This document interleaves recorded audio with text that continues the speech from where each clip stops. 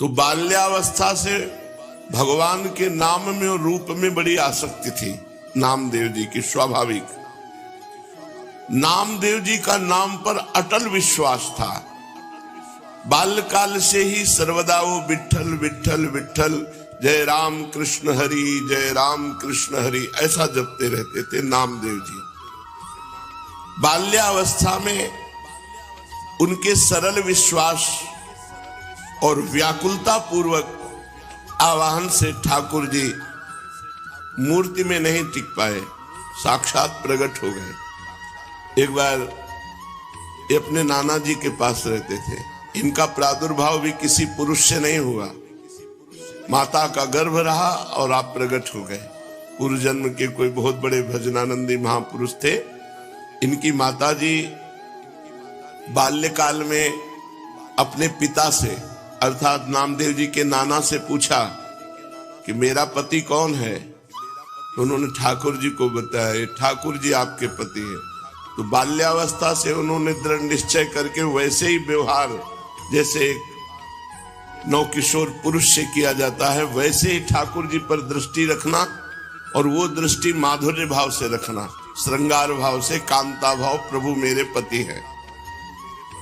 जब ये नवयुवती हुई तब इन्होंने प्रभु से कहा कि मेरी मांग है कि मेरे संतान हो अब आपसे, जब आप हमारे पति हो तो आप हमारे संतान प्रदान करें। तो अनंत ब्रह्मांड जिनके संकल्प से प्रकट हुए, उन्हीं भगवान के संकल्प से नामदेव जी महाराज गर्भ में आ गए। अब जब गर्भ बढ़ने लगा तो आपस में लोगों की चर्चा हो गई कि देखो सयानी लड़की का ब्याह न हो करने से यही दुर्गति होती है। ये चर्चा नामदेव जी के नाना के कान में पड़ी। अभी नामदेव जी गर्भ में ही थे। उन्होंने बेटी को बुलाया और कहा ऐसा तो हम कभी नहीं सोच सकते थे कि हम इतने महाभागवत ठाकुर जी की सेवा परायण, बच्चापन से तुम्हें धर्म की शिक्षा दी, तुम गर्भ कैसे धारण कर लिए, कौन है तुम्हारा पति। तो उनका पिताजी आप नाराज मत होइए, जिनको आपने पति बनाया कि ये तुम्हारे पति हैं, उनके सिवा आज तक मैंने किसी को देखा नहीं, किसी को छुआ नहीं। ये गर्भ मैं भगवान को साक्षी करके कहती हूँ कि भगवान का ही है, इन्हीं का दिया हुआ है। बड़े प्रसन्न हुए, बोले अब मुझे किसी की परवाह नहीं कि कौन क्या करता है। तब नामदेव जी प्रकट हुए। ये बचपन से ही विठ्ठला विठ्ठला विठ्ठला। अब नामदेव जी जैसे जैसे होश में आने लगे तो नाना जी को सेवा करते देखते ठाकुर जी की, उनके भी मन में आता, छोटे बच्चे थे, नाना जी मैं भोग लगाऊं, नाना जी मैं ठाकुर जी को स्नान कराऊं। तो उन्होंने कहा जब हम किसी कार्य से बाहर जाएंगे तब तुम्हें सेवा दे देंगे, अभी तुम बहुत छोटे हो। थोड़ी देर में फिर आते, नाना जी देखो मैं बड़ा हो गया। बोले एक दिन में थोड़ी बड़ा हो जाता है, अभी थोड़ा और समय लगे। दूसरे दिन फिर अब नाना जी बड़ा हो गया। बोले ठीक है तुम सेवा के लायक बड़े हो गए हो, लेकिन जब हम जाएंगे कहीं तब। तीसरे दिन नाना जी आप कब जा रहे हैं, कहीं तो जाइए आप। तो उनको ठाकुर सेवा के निमित्त से कुछ सामान लाने के लिए जाना था। तो कहा देखो बच्चापन मत करना, हमारे ठाकुर जी भूखे ना रह जाएं, उनको दूध पिलाओ, भोग सामग्री। बहुत प्यार से ठाकुर सेवा की जाती है। अरे भोग रख दिया, पर्दा लगा दिया, ऐसे नहीं हमारे यहाँ किया जाता। अब नाना जी गए, बहुत नाच पड़े कि आज मुझे ठाकुर सेवा मिली। अब नामदेव जी ने जैसे नाना जी भोग पधराते थे पधराया, और इसके बाद वो पर्दा लगा के अंदर हो जाते थे, वो तो देख नहीं पाते थे। तो पर्दा लगा के आप अंदर हुए। अब भोग सामग्री में जैसे जल फिरा के जल रखना, भोग लगाना। नाना जी ने कहा भूखे न रह जाएं, अगर ये भूखे रह गए और नाना जी से बता दिया तो कभी सेवा नहीं मिलेगी। नामदेव जी ने कहा ठाकुर जी पालो।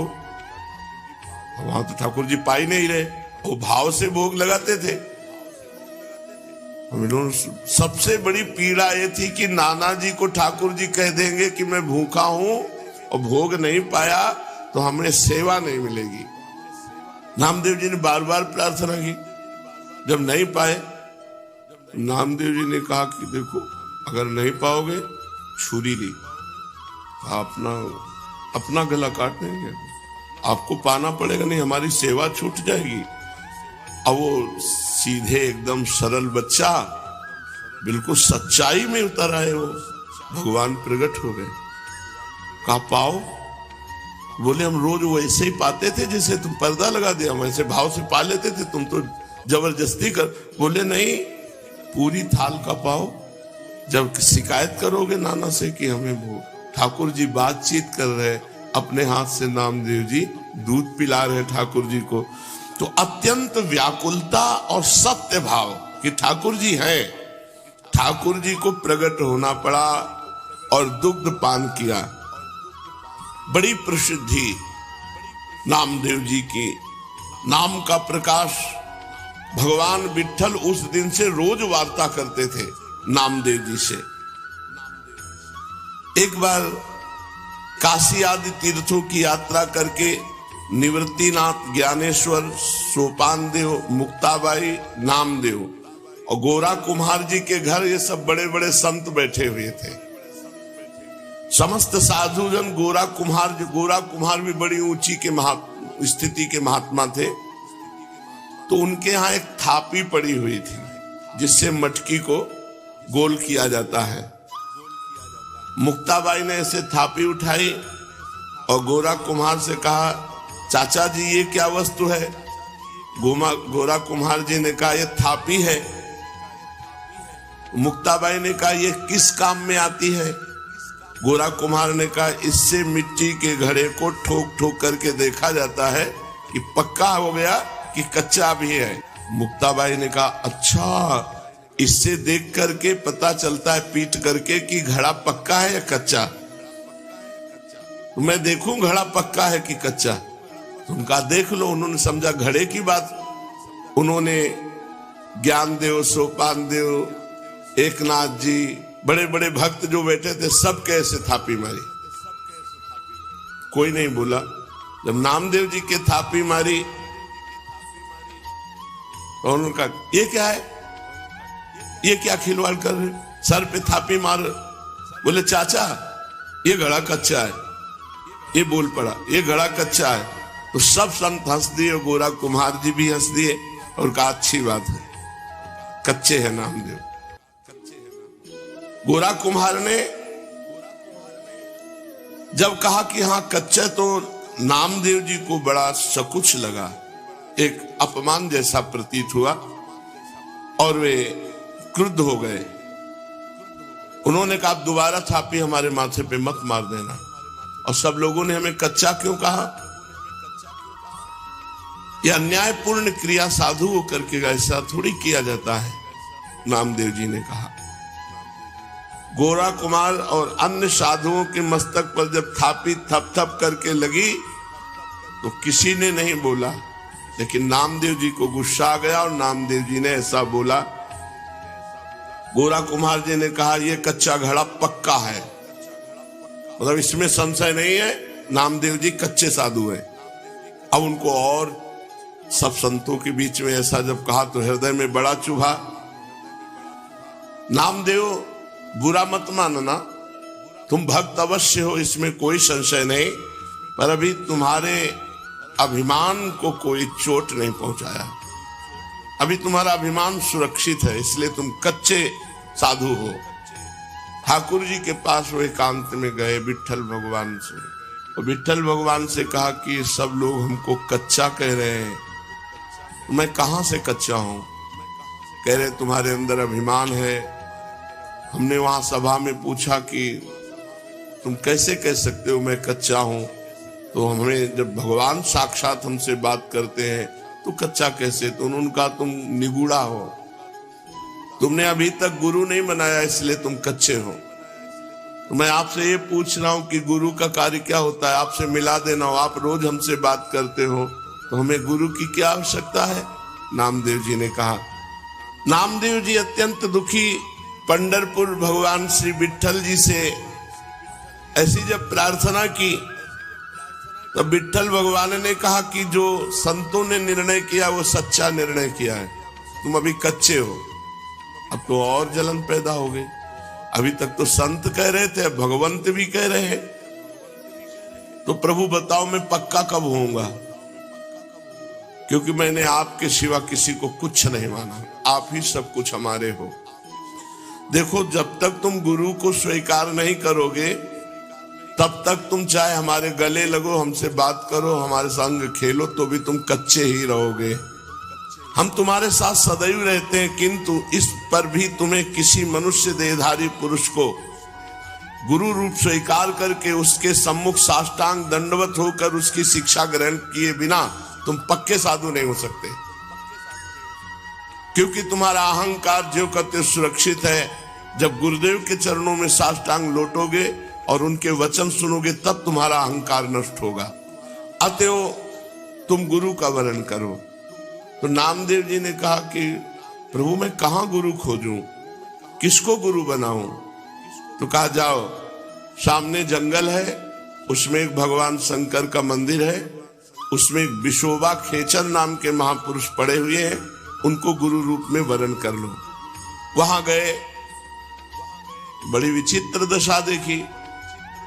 वो बड़े अवधूत कोटि के महापुरुष भगवान शंकर के पिंड पर जो चिन्ह है शिवलिंग, उस पे तो पैर रखे हुए हैं और डेहरी पे सर रखे हुए आराम से सो रहे हैं। नामदेव जी गए, उन्होंने कहा कि इनको क्या गुरु बनाए, ये तो साधारण वैष्णव धर्म को भी नहीं जानते हैं। शिवलिंग पर पैर रखे हैं और डेहरी पर सिर रखे हैं। कहा महात्मा शिव जी से पैर हटाइए। तो आंख खोल के देखा और कहा बेटा जहां शिव न हो वहां पैर रख दो। इस बात को समझ नहीं पाए कि कण कण शिव स्वरूप है, कोई ऐसा कण नहीं जहां शिव ना हो। उन्होंने पैर पकड़ा और हटाया, जे ही हटाया तो वहां दूसरा शिवलिंग, जिधर हटाते उधर शिवलिंग, क्योंकि सिद्ध महापुरुष ओहो चरणों में गिर गए। कहा बेटा कोई कण ऐसा नहीं जहां भगवान हो। बस नामदेव जी के हृदय में ये बात बैठ गई, कोई कण ऐसा नहीं है जहां भगवान, सर्वत्र भगवान है। नामदेव जी को उपदेश दिया। नामदेव जी ने विशोबा जी के चरणों में आत्मसमर्पण कर दिया।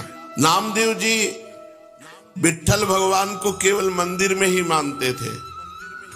एक दिन एक कुत्ता वो ठाकुर जी के लिए भोग बना रहे थे, रोटी बना के ऐसे रखी, घी गरम कर रहे थे, वो रोटी लेके भागा। गुरुदेव की बात याद आई, कोई कण ऐसा नहीं जहां श्री भगवान न हो। तो कुत्ते में भी भगवान है।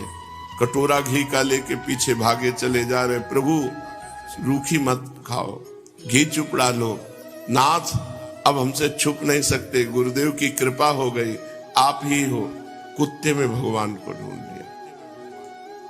भगवान विट्ठल भगवान कुत्ते से प्रकट हो गए और कहा देखा गुरु कृपा देखी, मैं ही मुक्ताबाई के हृदय में बैठकर तुम्हारे थाप मार रहा था, तो तुमने मुक्ताबाई में मुझे न देखकर मंदिर में आके शिकायत की, और आज गुरु कृपा हो गई तो कुत्ते में तुमने मेरे को पा लिया, कुत्ते में मेरा साक्षात्कार कर लिया।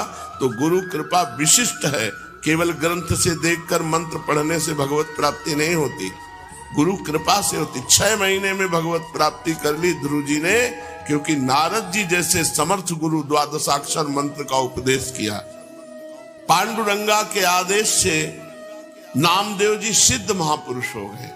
सर्वत्र भगवान का एक बार भूत प्रकट हुआ तो उसमें कहा जय हो लंबकनाथ, बहुत लंबा चौड़ा भूत, उसमें विट्ठल भगवान को देख लिया। नामदेव जी के निरंतर अश्रु चलता रहता और गुरु प्रताप से सर्वत्र भगवान का साक्षात्कार करते।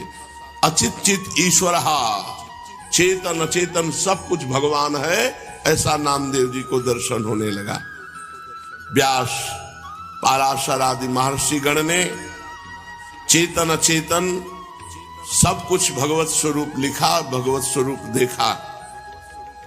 इसलिए नित्य गुरु की आज्ञा में रहे। इस प्रकार चेतन अचेतन में सर्वत्र भगवत दर्शन कराने की सामर्थ्य केवल गुरुदेव में है।